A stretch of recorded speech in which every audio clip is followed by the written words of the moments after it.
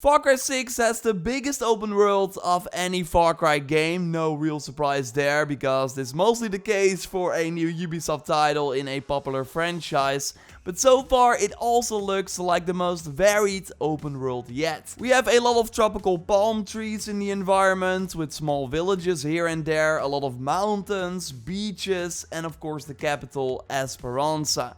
And this time it's not just big and empty, but it's big and filled with activities. And that's what David, the lead gameplay designer, notes in an IGN interview. So in this video I want to go over all the activities we know about so far, how a tactic from Far Cry 5 won't work anymore, and way more. So a ton of new Far Cry 6 details right here. If you enjoy the Far Cry content on the channel, then totally leave a like to show your support. And let's go. As you might know, I'm doing an Ultimate Edition giveaway for Far Cry 6, which you can enter via the link in the pinned comment. You have to be a subscriber of this channel if you want to participate. And good luck, I will reach out to the winner before the launch of the game. In the gameplay Ubisoft released, we saw an early cutscene where Danny walks up to Clara, the leader of Libertad, the guerrilla movement. And here we got a small glimpse at the overall world map, with a massive island on the left side. And we actually got a bird view look at that part of the island, which already looks massive. But now going back to the map, we see that it's really just a small part of the overall land we get to explore. We also saw the tower in the distance there, which is very likely Anton's tower in the city, which is looking over everything. And if we zoom in on the map, we actually see where the city is, Esperanza. And it seems quite big looking at the grand scheme of things. I'm not sure about the color coding on the map, maybe which lieutenant oversees which region, like in Far Cry 5. We of course saw the graffiti on the wall already, indicating that Anton is pulling the strings. So there's still a lot we don't really know,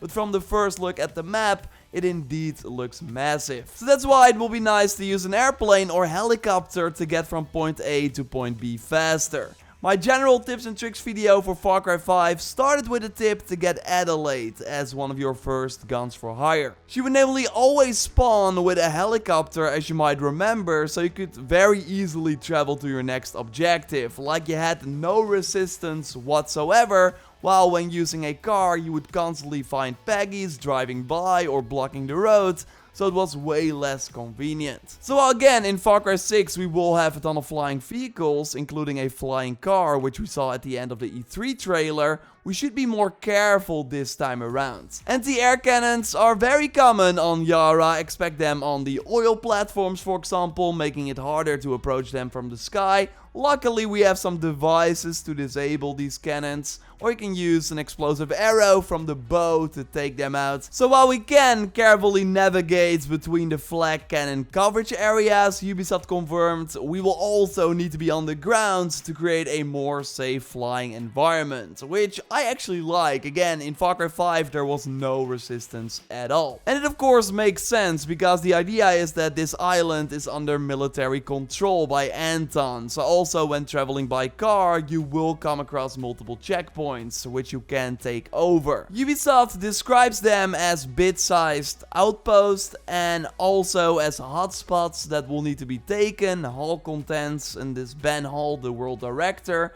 So that's easier for you to traverse the world by road. So I really think that a valid tactic will be to capture these prominent locations first, so that exploring Yara from there will be easier. But we also have these guerrilla paths throughout the world, which should give us safe passage through some more heavily guarded areas, or maybe let us infiltrate one of the Fnd bases unseen. Because next to these smaller checkpoints, there will also be huge fortifications called Fnd bases. So, comparable to the outposts from the previous games, they've taken over schools, TV stations, museums, farms, and many other locations that used to belong to the people of Yara. Capture them one at a time and fly the flag for Libertad. And I love the look of this giant castle that's being protected by some heavily armored enemies. And what I learned in my interview with David is that when you capture these bases, guerrilla fighters will actually show up and become like a vendor, for example, where you can get stuff. A workbench will also be available for you to customize your weapons, and you can also spawn vehicles in bases that you've just captured. We totally saw similar things in previous Far Cry games, like New Dawn also unlocked a workbench, for example. And just like in Far Cry New Dawn, and as I also noted in a previous Far Cry 6 video, we should be able to retake these Fnd bases, meaning that Endless Man can likely capture them again, although we still have no fine details about how the system is going to work. But what is interesting is that Far Cry 6 also has hidden guerrilla camps in the world, and I think the best way to describe them is the home base from New Dawn, but then in multiple spots on Yara. And they really seem to blend in with the environment, and maybe we have to use some code words before we get access. So in these spots we also find a workbench for weapon customization, a garage kind of place to summon and put together fun vehicles, but also things that we did not see in New Dawn, like a range where we can practice combat, we can pet a chicken, why not, and also play dominoes if we want. And it sounds like there will be more of these types of mini games. David in that Video Game Chronicle interview notes that the world is really big, and that's why it was important to us to make sure that we have plenty of content and the right content too. So different types of activities, of missions, and sometimes mini games even, like you saw in the video. You can play dominoes in the guerrilla camps, for example. He then later continues saying that the revolution is important narratively, but we wanted to make sure that when you are in the open, if you want to go fishing for a while, then you can go fishing. If you want to go hunt for a while, then you can go hunting. Not everything you do is always about the revolution. So yes, fishing and hunting confirmed, and I would not be surprised if trophies or achievements would be linked to that once again. No indication if hunting will be improved over the previous titles, by the way. I would not be surprised if it's as shallow as we saw before, where using a bow is recommended because you get double the amount of pelts. I would not be surprised if we saw the same meta in Far Cry 6 again. And you likely already noticed the third person camera, right, when in these special guerrilla camps. Well, the moment you go into one of these camps, the camera zooms out, so you will be able to see your character at all times. I really like the outfits you could get in Far Cry 5 and especially New Dawn, but you could never really see it. Well, in Far Cry 6 that is different as long as you are in one of these guerrilla camps. You will also then of course see Danny when talking to other NPCs in the camp, and then as soon as you leave the camp, the camera will go back to first person. Of course, the cutscenes will be all in third person as well, and with the footage we've seen so far, I think that looks amazing.